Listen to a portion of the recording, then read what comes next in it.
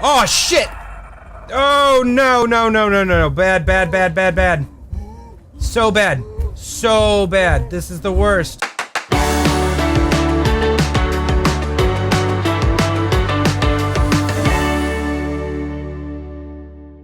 How's it going, everybody? My name is Chris, aka Spartachr1s, and I'm here again to talk about another game that I just finished playing, which was Through the Woods. The story of Through the Woods centers mainly around two main characters. There is the son Espen, who goes missing, and the mother who's trying to find him, named Karen. If you have any Karen jokes, please get those out now. I will wait.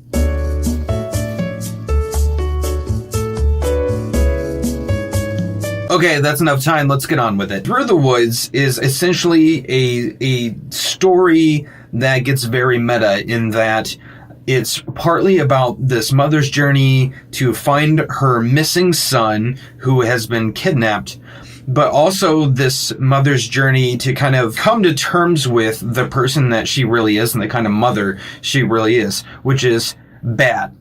This is bad Karen. Bad Karen. All the while journeying through this horrible, scary place full of all kinds of really cool Nordic folklore. If you know me, you know I'm a big sucker for lore and folktales and things like that. I love those kind of stories with fantasy elements. So this was something that appealed to me right off the get-go, especially also because it's a casual game. It's basically just a walking sim. The only things that you have in your repertoire are a flashlight that you can use, and you can duck and try to move semi-stealthily through this area. It's as simple as that, but it's very surreal. The atmosphere of it is amazing. It feels like you were walking into some sort of crazy Lovecraftian kind of place where you're walking through and seeing these like abandoned cottages and stuff. There are just dead bodies just randomly everywhere, hanging that like they've been there for a long time. Everything is just deserted. You don't ever really find another living being until you meet Eric. Eric is the guy who kidnapped your son. And I'm just gonna let everybody know real quick, if you haven't played the game yet, there's going to be major spoilers from this point forward. So Eric has your son for a very particular reason. He is kind of a safeguard for the world in a really strange roundabout way. That is because in the context of the game, like I said, this takes a lot from Nordic folklore.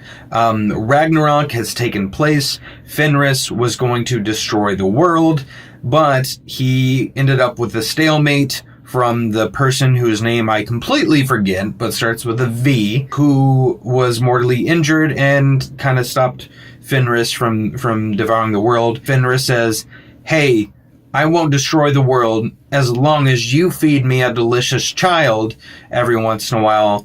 And Eric ended up being this guy who was stuck in the middle as the one who's going to have to collect the children to feed Fenris to keep the world from ending. Now, originally it was confined to this one specific island that ended up in this other kind of realm where the main game is taking place. However, Eric finds a way into our world, and having run out of children, and pretty much people in general, Eric starts taking kids from our world, and in this case, Espen. So, cue Karen's journey to save Espen by traveling to this world full of very creepy things, like hags and witches and giant, monstrous trolls. The trolls were my favorite part of this game. They were massive. They were terrifying, and having to run and hide from them was definitely the highlight for me in this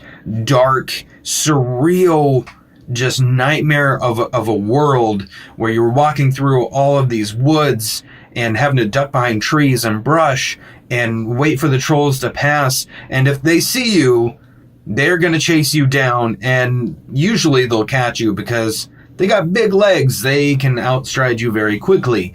And the noises they make while hunting you down, oh god. There's all kinds of creatures and creepy things to encounter in this game. You won't necessarily run into all of them in one playthrough because I probably only saw half of them through mine, but the ones I ran into were really awesome, and to the point where I'm like, I don't know if I want to approach this or find another way around, because you just get that tense. And speaking of tense, you, Wolf Brothers. The big thing that really stayed with me was the twist ending of this game.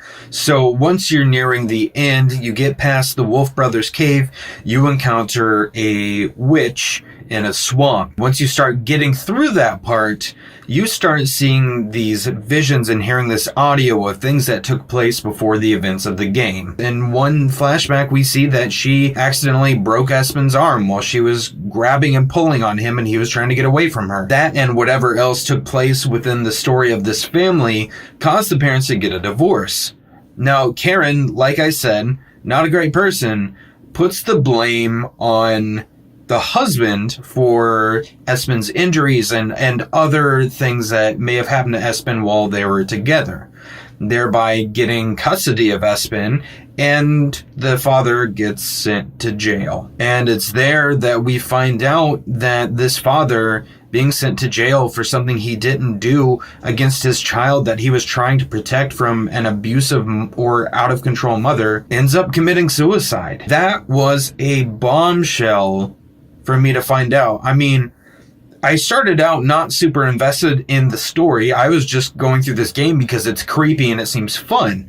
But that weighed really heavy when I heard that in the audio, and that really threw me for a loop. It was not something I was expecting, and man, it felt rough because this whole time you were playing this character who is desperate to find her child, and though that's perfectly normal, we find out how unreliable of a narrator our main character is once we are kind of confronted with the truths that the witch brings us. So it makes you look at this situation so differently, and why she took the child to this remote cabin in the first place.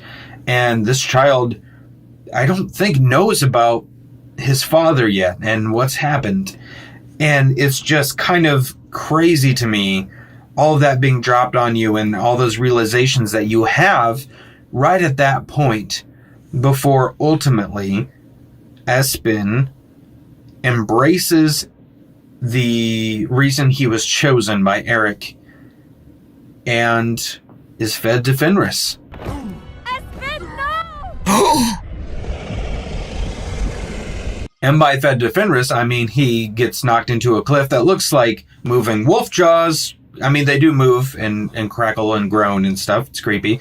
But you land in some water where both Espen and Eric, his captor, ultimately drown. One thing I didn't expect either was you get the opportunity to perform CPR on Espen. And I thought, I'm going to be able to bring this kid back.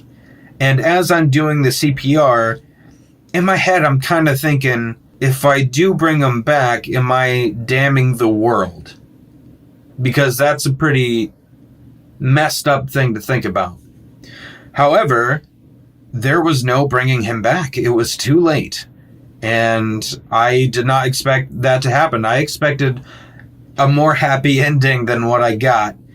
Instead, we got the death of Espen, and then Karen has to take the place of Eric and is now going to have to steal other children. And it is a messed up, really dark twist in this story, but it makes sense because guess what? Folklore and things like that generally come from a very dark, twisty place. So overall, I really enjoyed the game. It's something I would definitely be interested in revisiting and seeing what kind of creatures and stuff I encounter this time. See if I can end up getting all of the achievements, stuff like that. There's a lot of different achievements to do and more lore to pick up throughout the game by exploring these abandoned houses, looking for journals, looking for other things to find along the way. There's also some really cool Easter eggs that take a nod to Among the Sleep, which is another really creepy walking sim type game. If you haven't heard of that, please check it out. I love that one and will stream that one eventually. It was definitely an ideally creepy atmosphere, which is kind of the stuff that I love. So as a fan of horror and the creepiness, this is definitely a game for you. Alright, thank you so much for clicking on this video. If you could, leave a comment, like, subscribe, hit that little notification bell if you want to be caught up on everything as I release it. And I'm hoping to do more reaction videos like this because I see that people like these. So, cool. See you next game.